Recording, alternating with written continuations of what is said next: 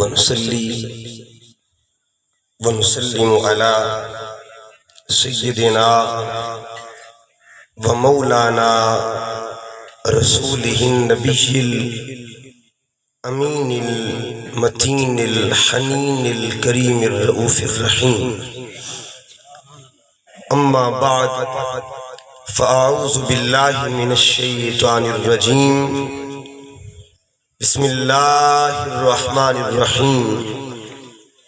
قال الله تبارك وتعالى في كلامه المجيد: إن الله مع الصابرين.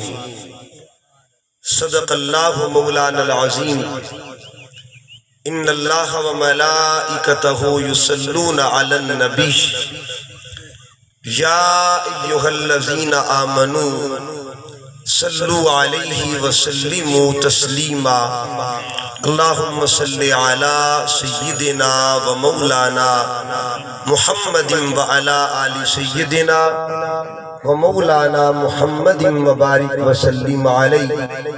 الصلاة والسلام عليك يا سيدي يا رسول الله وعلى آلك وأصحابك يا سيدي يا حبيب الله. نہایت واجب الاحترام معزز و محتشم علماء کرام، سامعین و حاضرین، ہم سب لوگ اصال ثواب کی محفل میں حاضر ہیں. دعا کیجیے رب کائنات ہم سب کا حاضر ہونا اپنی بارگاہ میں قبول فرمائے.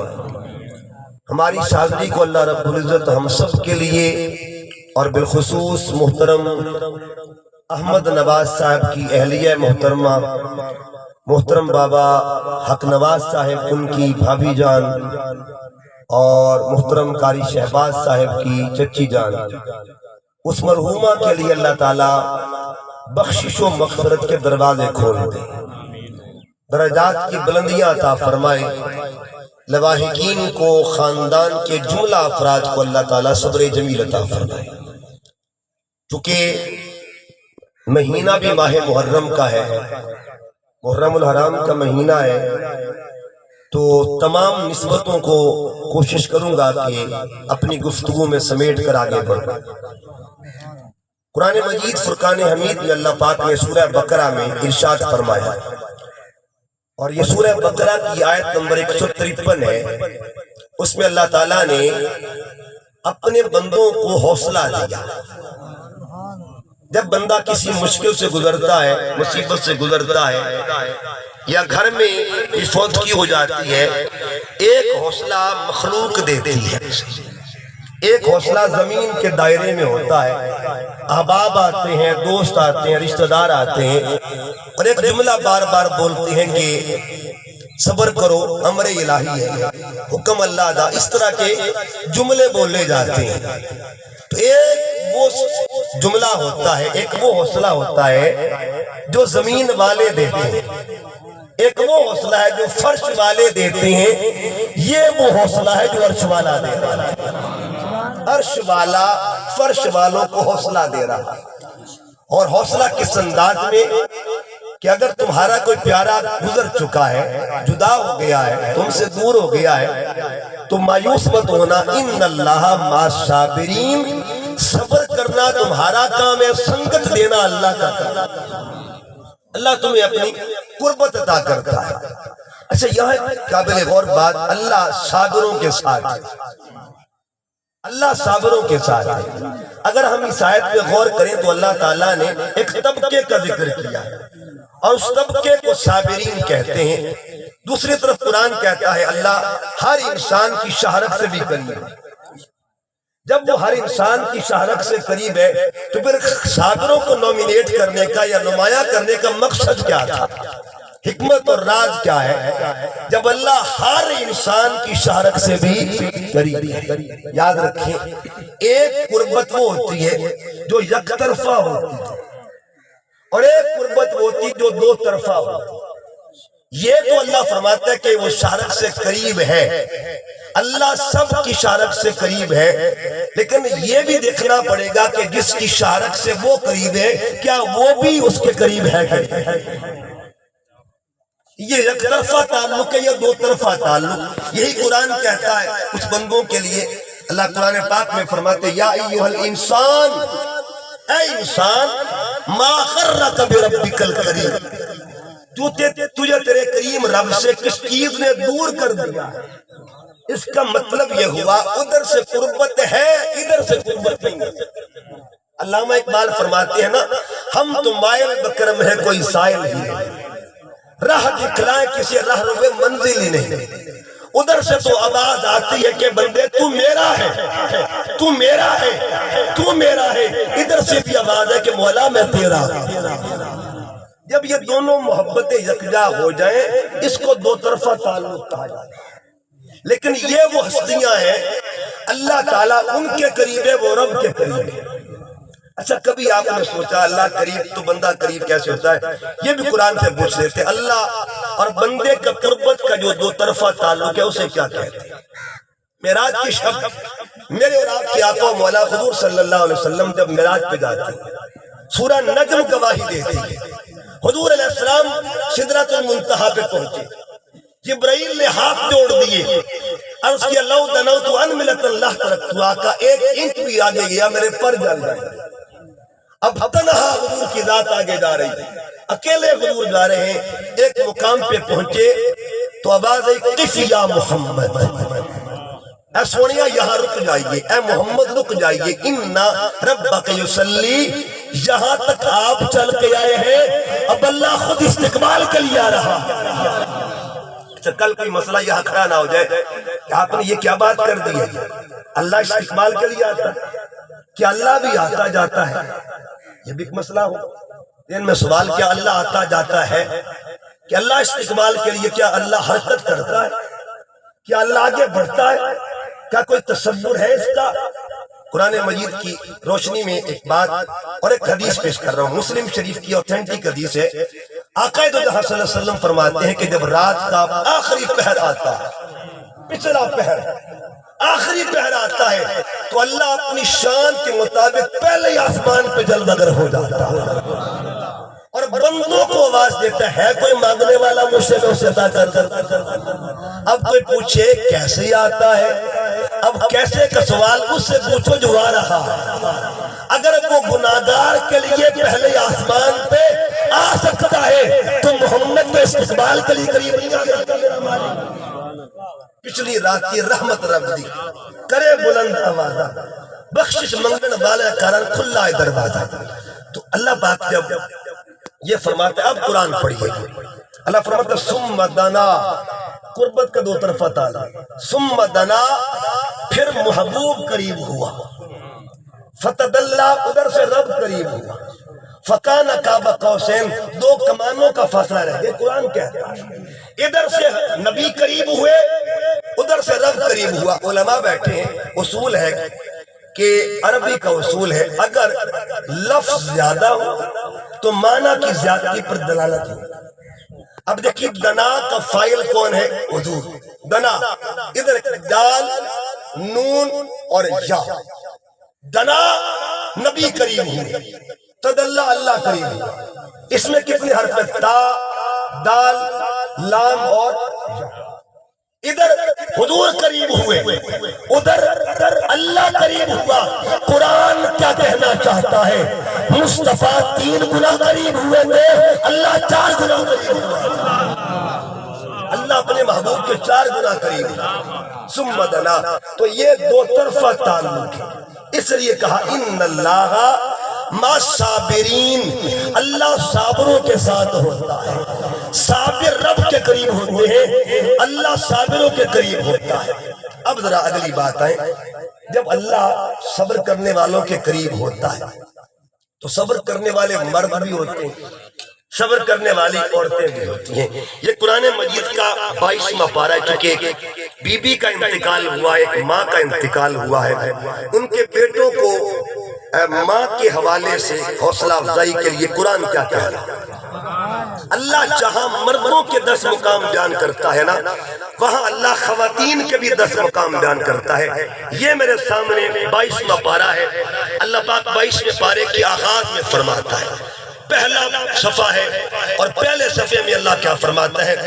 ان المسلمین والمسلمات والمؤمنین والمؤمنات والقانتین والقانتات والصادقین والصادقات والصابرین والصابرات والخاشعین والخاشعات والمتصدقین والمتصدقات والصائمین والصائمات والحافظین فروجهم والحافظات والذاکرین اللہ کثیرا والذاکرات۔ اللہ 10 مقام مردوں کے بیان کر رہا ہے اور 10 مقام خواتین کے بیان کر رہا ہے۔ اچھا یہ 10 مقام ہے کیونکہ وقت کم ہے، ہر مقام کو بیان کرنا مشکل ہے، میں 2 لفظوں کو آج انتخاب کرتا ہوں۔ ان 10 مقامات میں سے اللہ 2 درجوں کا ذکر کرتا ہے، والصابرین والصابرات، صبر کرنے والے مرد اور صبر کرنے والی عورت۔ یا اللہ کیا مرد بھی صبر کرتے ہیں؟ قرآن گواہی دیتا ہے بالکل کرتے ہیں۔ مولا عورتیں بھی صبر کرتی ہیں، قرآن گواہی دیتا ہے عورتیں بھی۔ ہم نے قرآن پوچھا، قرآن اپنی بات خود ہی واضح فرما ہے۔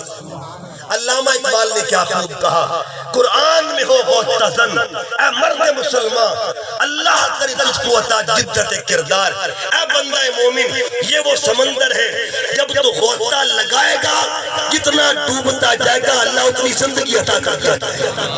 آؤ قرآن میں غوطہ زنی کرتے ہیں اور قرآن سے کچھ تو قرآن بتا بندہ صبر کرتا ہے۔ قرآن مجید ہمیں 23ویں پارے میں ایک صابر تھا جس کو ایوب کہا جاتا ہے۔ کیا کہتے ہیں جی؟ 17 سال بیمار رہتے ایوب علیہ السلام، 17 سال بیماری میں مبتلا رہے، اور مولانا روم رحمۃ اللہ علیہ فرماتے ہیں 17 سال کے بعد جب اللہ ان کو صحت دیتا ہے نا، اللہ ان کو شفا دیتا ہے 17 سال کے بعد، تو لوگوں نے آ کے مبارکباد کہ پیارے ایوب مبارک ہو، اللہ نے صحت عطا فرمائی۔ اب سنیے جواب ایوب علیہ السلام کا کیا تھا۔ آپ نے فرمایا میں مانتا ہوں صحت اللہ کی بہت بڑی نعمت ہے، اس میں کوئی شک نہیں ہے، مگر جو مزہ بیماری میں تھا وہ صحت میں نہیں۔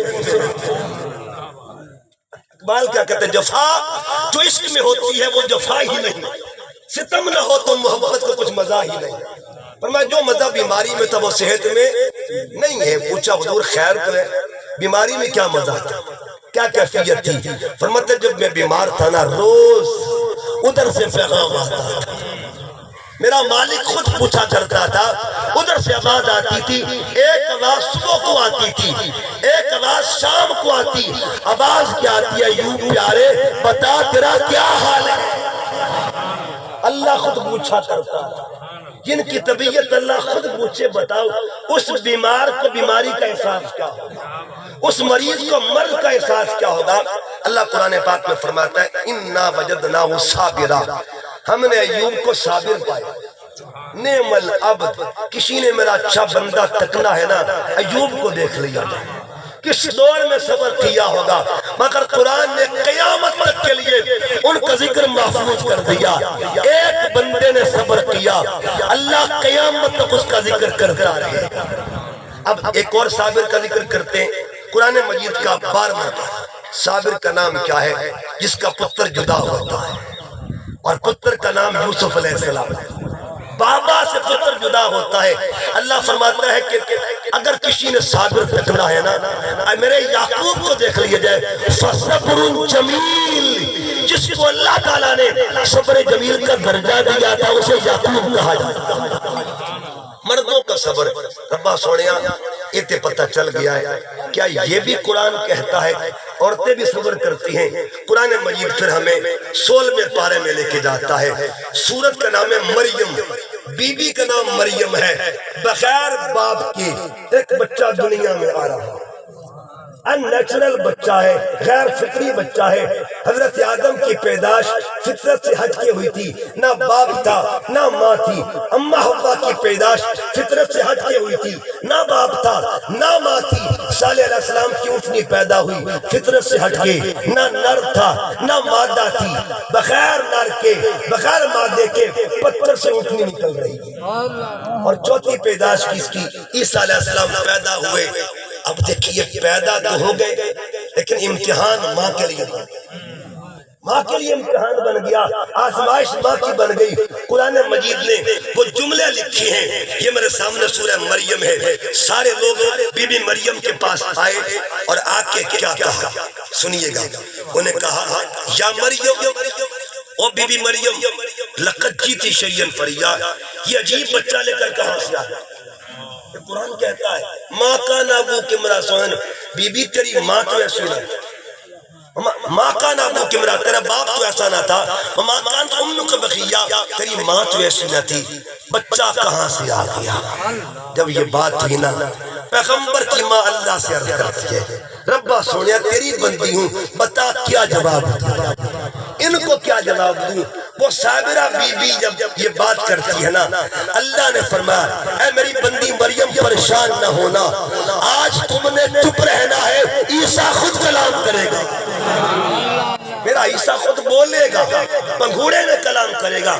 تو آپ نے فاشارت لے اشارہ کر دیا کہ اس سے پوچھو یہ بچہ کون ہے؟ کالو سب کہتے کیف نکلم، او بی بی مریم ہم کیسے کلام کریں؟ من کانا فی المہد صبیہ، تو گھوڑے میں کبھی کوئی بولا کرتا ہے، کوئی بولتا ہے؟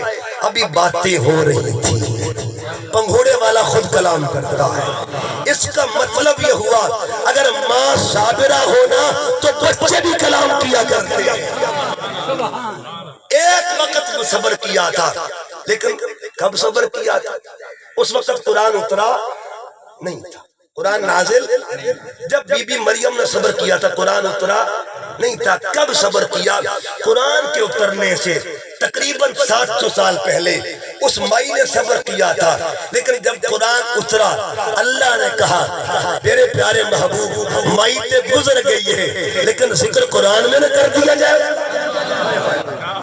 وہ بی بی تو گزر گئی ہے، وہ تو قبروں میں چلی گئی ہے نا، آج ذکر نہ کر دی جائے، اس کا مطلب یہ ہوا قبر میں جانے کے بعد بھی کسی کے ذکر کو زندہ رکھنا، اسے سنت خدا بندی کہا جاتا ہے، اسے سنت خدا بندی کہتے ہیں۔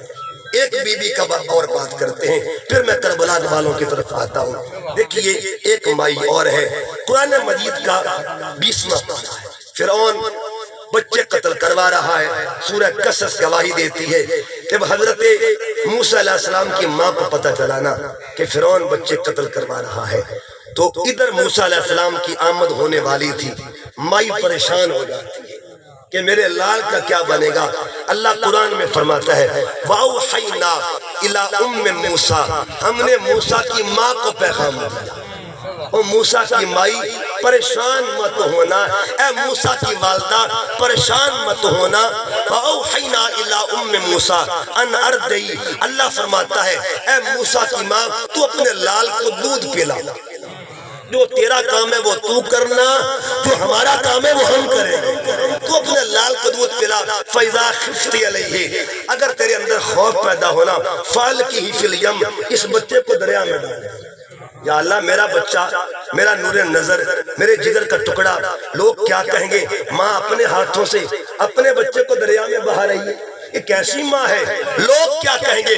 فرمایا لا تخافی ولا تحزنی، خوف نہ کرنا، غم نہ کرنا، دریا میں ڈالنا تیرا کام ہے، محفوظ رکھنا ہمارا کام، تو دریا میں ڈال، بس تو صبر کرنا۔ اور صبر کا نتیجہ کیا ملا؟ اللہ فرماتے اِنَّا رَادُّهُ إِلَيْكَ، بس تو صابرہ بن جا، بچہ تیری گودی میں واپس آئے گا، دودھ تیرا پیے گا، تیرے پاس آئے گا۔ ماں صابرہ ہو اللہ اسے اجر دیا کرتا ہے، ماں صابرہ ہو اللہ اس کا نام زندہ رکھتا ہے، ماں صابرہ ہو اللہ اس کا مقام زندہ رکھتا ہے۔ اچھا کچھ ایسی خواتین ہیں جنہوں نے صبر کیا، ان کا صبر انفرادی تھا، مگر میں قرآن کی روشنی میں دو بیویوں کا ذکر کرنے لگا جن کا صبر انفرادی نہیں تھا، خاندانی صبر تھا۔ ایسے خاندان جن کا بچہ بچہ صابر تھا، ایسا خاندان جن کے مرد بھی صابر ہوں، ایسا خاندان جن کا بیٹا بھی صابر ہو، ایسا خاندان جن کی بیویاں بھی صابر ہوں۔ پوچھیں گے وہ کون سے خاندان ہے؟ ہم 5 نمازوں میں پڑھتے نہیں، ان خاندانوں کا ذکر نہیں کرتے، آپ سارے پڑھتے ہیں، میں بھی پڑھتا ہوں، اللہم صلی علی محمد والا یہ صابروں کا خاندان ہے۔ اللہم صلی علی محمد والا آل محمد کما صلیت علی ابراہیم والا۔ یہ دو خاندان ہے، فجر میں جہاں نماز وہاں ان کا ذکر، ظہر میں جہاں نماز وہاں ان کا ذکر، عصر میں جہاں نماز وہاں ان کا ذکر، مغرب میں جہاں نماز وہاں ان کا ذکر، عشاء میں جہاں نماز وہاں ان کا ذکر۔ میں نے پھر قرآن سے پوچھا، اے قرآن تو فرماتا ہے ان اللہ مع الصابرین، اللہ صابروں کے ساتھ ہے، کوئی اظہار بھی ہے کہ نہیں؟ کوئی دلیل بھی ہے کہ نہیں؟ کہ فجر پڑھ کے دیکھو دلیل مل جائے گی، اللہ صابروں کے ساتھ ہے۔ ظہر پڑھ کے دیکھو دلیل مل جائے گی، اللہ صابروں کے ساتھ ہے۔ قیامت تک کے لیے جب تک اللہ کی بندگی ہوتی رہے گی صابروں کا ذکر بھی ہوتا رہے گا۔ نماز کا حصہ بنا دیا، نماز کا حصہ بنا دیا۔ ادھر بھی خاندان صبر ہے، اور دیکھیے یہ کیسے خاندان ہے، یہ مہینے بھی ساتھ ساتھ، پچھلا مہینہ گزرا وہ بھی صابروں کا، یہ مہینہ بھی صابروں کا، وہ مہینہ بھی 10 والوں کا، یہ مہینہ بھی 10 والوں کا، وہ مہینہ بھی قربانی والوں کا، یہ مہینہ بھی قربانی والوں کا، اور وہ مہینہ بھی میدان والوں کا، یہ مہینہ بھی جو حاجی لوگ بیٹھے ہیں وہ جانتے ہیں ان کے میدان کو منا کہتے ہیں، ان کے میدان کو منا کہتے ہیں، اور ان کے میدان کو کربلا کہا جاتا ہے۔ منا والوں کو آل ابراہیم کہتے ہیں، اور کربلا والوں کو آل محمد کہا جاتا ہے۔ ان کا پتر جوان ہوا، قرآن مجید کا 23واں پارہ، ان کا پتر جوان ہوا تو تب پیغام آیا فلما بلغ معه السعی، بچہ جوان ہوتا ہے نا بابا کہتا ہے او میرے پتر میں نے خواب دیکھا ہے، میں تمہیں عطیہ کر رہا ہوں۔ ادھر بچہ جوان ہوا، ادھر بچہ جوان ہوا، اور ادھر آل محمد کی باری گئی۔ بچے کی عمر 4 مہینے ہے، نانا کی گود میں جل بگر ہے، جبرائیل مٹی لے کے آتا ہے، عرض کی آقا یہ مٹی لے کے آیا ہوں، کہاں کی مٹی ہے؟ عرض کی آقا یہ کربلا کی مٹی ہے۔ پوچھا خیر تو ہے؟ رب نے بھیج کے پیغام دیا ہے یہ جو بچہ آپ کی گود میں بیٹھا ہے اس نے اس میدان میں شہید ہو جانا ہے دونوں میدان والے، مگر فرق کیا ہے یاد رکھیے گا، ہے دونوں میدان والے۔ جو اپنے میدان کا خود انتخاب کرے ان کو آل ابراہیم کہا جاتا ہے، اور جن کے میدان کا خدا انتخاب کرے انہیں آل محمد، ان کو آل محمد کہتے ہیں۔ اللہ نے خود انتخاب کیا، مٹیاں دی۔ اچھا دیکھیے ایک ہوتا ہے مٹی بھی کمال کی ہے، دیکھیے نا ایک مٹی وہ ہے جہاں ابھی مٹی والا گیا ہی نہیں، 4 مہینے اس کی عمر ہے جس نے دانا تھا، اور گئے کہ اب 56 سال کی عمر میں، کربلا کا واقعہ 61 ہجری میں ہو رہا ہے، عمر امام حسین کی 56 سال تھی، 4 مہینے کی عمر، مٹی کون بھیج رہا؟ یہ مٹیاں کون بھیجتا ہے؟ اچھا مٹی آئی کہاں سے؟ مٹی کی بات میں کر دوں، قرآن مجید میں ایک جادوگر کا ذکر ہے جسے سامری جادوگر کہا جاتا ہے۔ موسیٰ علیہ السلام کے دور کا جادوگر تھا، اس نے ایک بچڑا بنایا، اس کا ذکر قرآن پاک میں ہے، بچڑا سونے کا تھا، اس بچڑے کو اس نے کیا، اس کے منہ میں مٹی ڈالا، کیا ڈالی؟ اب وہ بچڑا انسانوں کی طرح بات کرنے لگ گیا۔ تفسیر قرآن میں آتا ہے کہ حضرت جبرائیل جس سواری پر سوار کر رہے تھے اس سواری کے نشان زمین پر لگے ہوئے تھے، وہاں سے مٹی اٹھائی، جبرائیل کی سواری کے قدموں کی مٹی اٹھا کے بچڑے کے منہ میں ڈالی، اللہ نے اس کو قوت گویائی عطا کر دی۔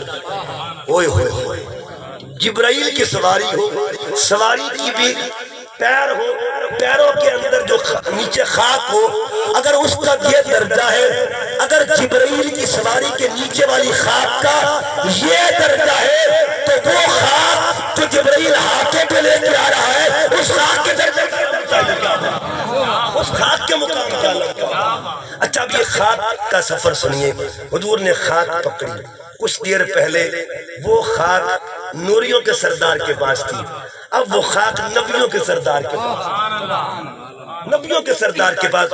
اب حدیث پاک کا میں ذمہ دار ہوں، آقا علیہ السلام نے اس خاک کو لیا، حضور نے 3 کام کیے، اخذہا، حضور نے اسے پکڑا، پکڑ کے پھر بشمہا، اس کو سونگنا شروع کر دیا، حضور اس خط کو سن رہے ہیں، وَقَبَّلَهَا، حضور نے چومنا شروع کر دیا، چومنا شروع کر دیا۔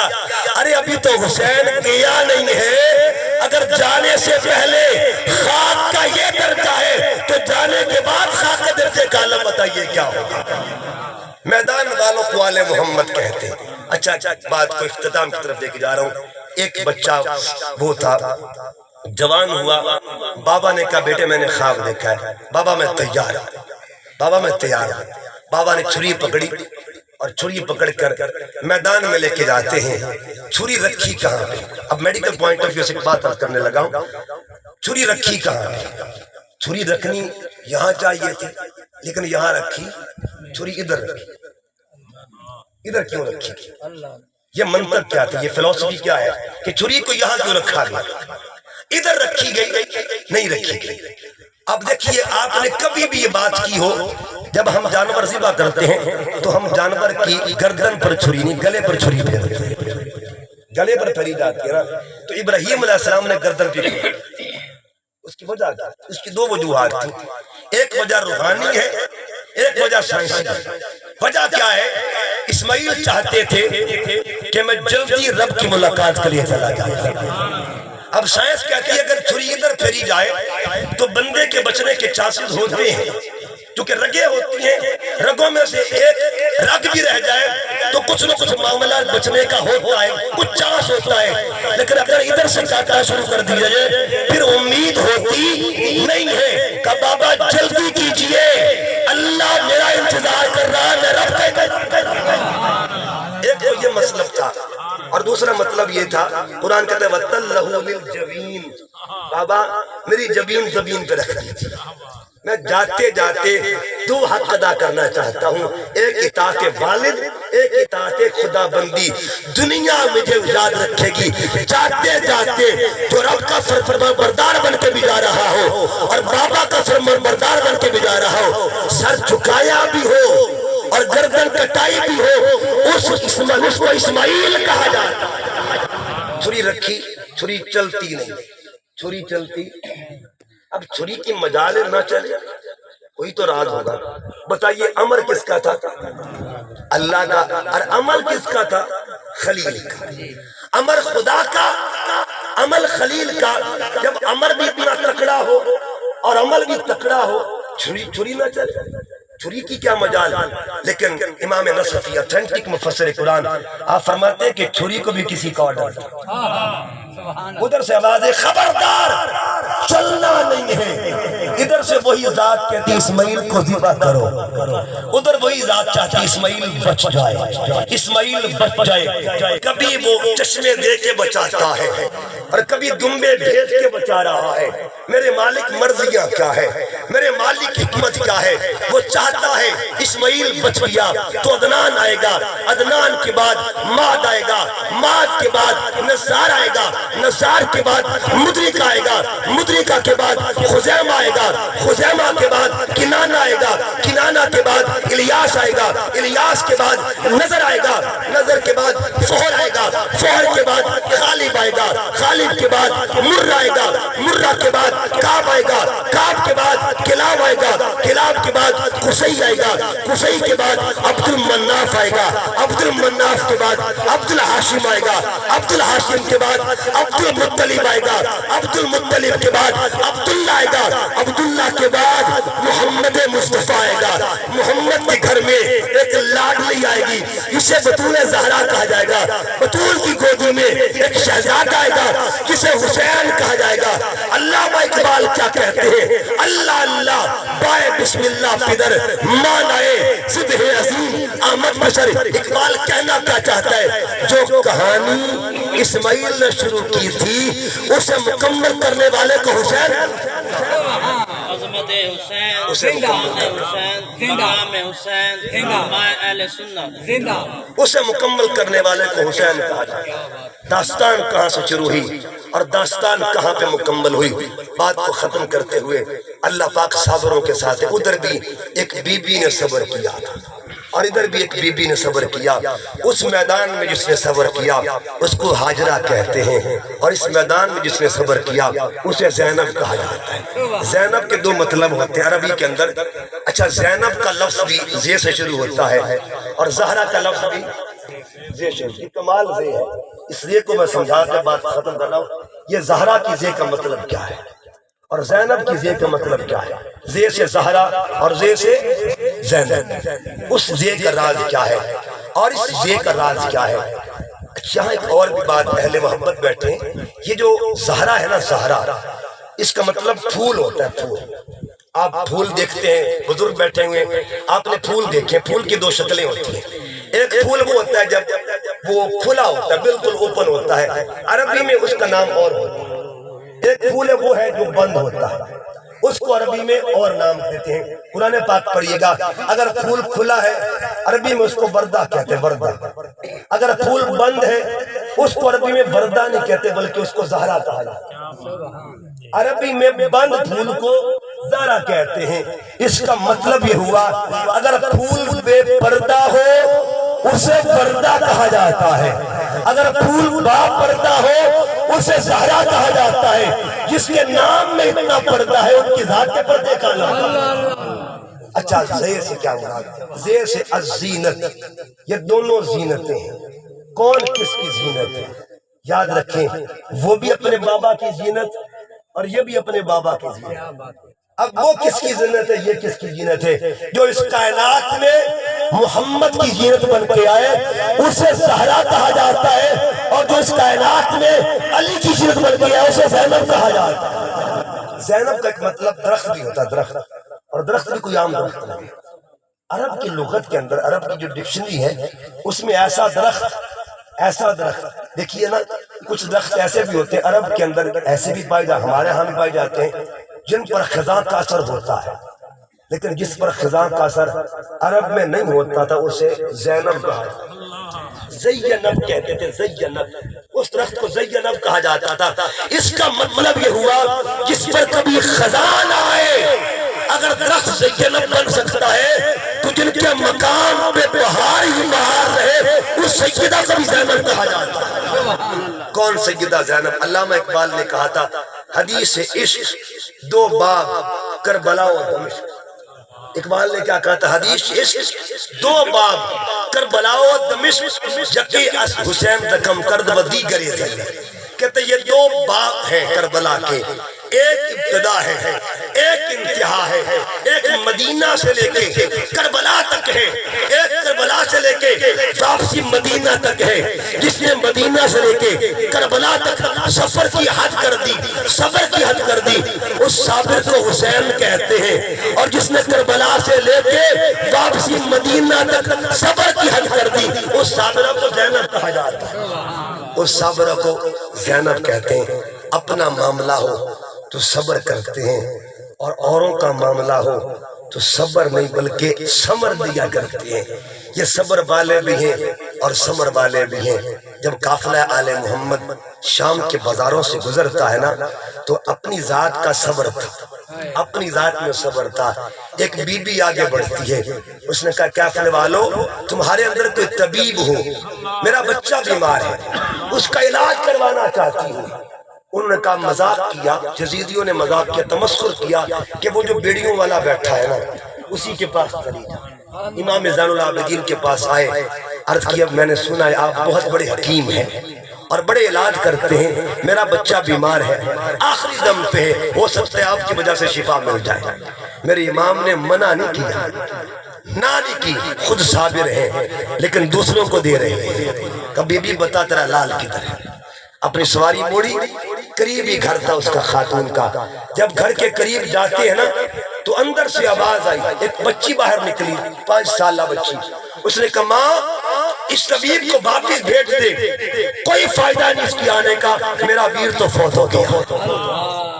اس خاتون نے کہا آپ کی بڑی مہربانی، لجپال لگتے ہیں، غریب نواز ہیں، یہاں تک آئے، آپ نے تکلیف کے عالم میں یہاں سفر کیا، آپ واپس جائیں، کوئی فائدہ نہیں ہے آنے کا. تو میرا امام مایوس نہیں ہوا. آپ نے فرمایا بی بی بتا تیرا پتر ہے کدھر؟ کہا وہ تو لاش بن چکی ہے، کہا گھر لے کے چل۔ گھر داخل ہوئے، کہا تو مصلی لے کے آ، میں جانوں میرا مالک جانا۔ مصلی بچ جاتا ہے، اپنا صبر ہے، اور دوسروں کو کیا دیا جا رہا ہے؟ ادھر سجدے میں سر تھا اور ایک بات کی کہ مالک تو جانتا ہے، میرا امام اللہ کی بارگاہ میں عرض کر رہے، میرے مالک تو جانتا ہے ہم نے اکبر دیا ہے مگر مانگا کچھ نہیں، ہم اصغر دے کے آئے ہیں لیکن مانگا کچھ نہیں ہے، اولو محمد دے کے آئے ہیں مانگا کچھ نہیں ہے، اپنا معاملہ تھا کچھ نہیں مانگا، اب نانا کی امت کا میرے مالک اگر آج اس کے بچے کو زندگی نہ ملی نا، لوگ ہمیں مجبور کہیں گے، ہم مجبور نہیں ہیں، ہم تو رضا والے، رضائیں اور ہوتی ہیں مجبوریاں اور ہوتی ہیں۔ جب یہ بات ہوئی ابھی سجدے میں سر تھا، آواز پھر اٹھتی ہے، اس بچی نے کہا ماں اس طبیب کو بول دے سر اٹھا لے، میرا حبیب زندہ ہو گیا ہے، میرا بھائی زندہ ہو گیا ہے۔ یہ کہتے ہیں خود صبر کرنا اور دوسروں کو اجر لے کے دینا۔ وہ بی بی بڑی حیران ہوئی، اس نے کہا حکیم نہیں لگتا، کوئی کریم لگتا، کوئی لجپال لگتا۔ پوچھا حضور بتائیے آپ ہیں کون، آپ کا تعارف کیا ہے، آپ کی پہچان کیا ہے؟ کبھی بھی تیرا جگر پھٹ جائے گا، اگر تو نے نام سن لیا نا جگر آپ پھٹ جائے گا۔ اس نے کہا نہیں بتائیے، فرمایا بتا کلمہ کس کا پڑھتی ہے؟ جب کلمے کا نام آیا نا تو آپ فرماتے کلمے میں جن کا نام آتا ہے نا وہی میرا نانا ہے، اور ہم ان کے نواسے ہیں۔ دوستان محترم، یہ مہینہ صابروں کا مہینہ ہے۔ اللہ کی بارگاہ میں عرض گزار ہوں، اللہ پاک کربلا والوں کا صدقہ اور کربلا والوں کے صبر کا صدقہ اللہ ہمیں صبر کی توفیق نصیب فرمائے، اجر عظیم عطا فرمائے، اور اللہ پاک مرحومہ کو سیدہ طیبہ طاہرہ بی بی فاطمہ الزہرا کی سنت نصیب فرمائے، سیدہ زینب کی قربت نصیب فرمائے، اور ان کے بیٹوں کو، ان کے خامن کو اللہ تعالیٰ صبر جمیل عطا فرمائے۔ وما علیہ الا البلاغ المبین۔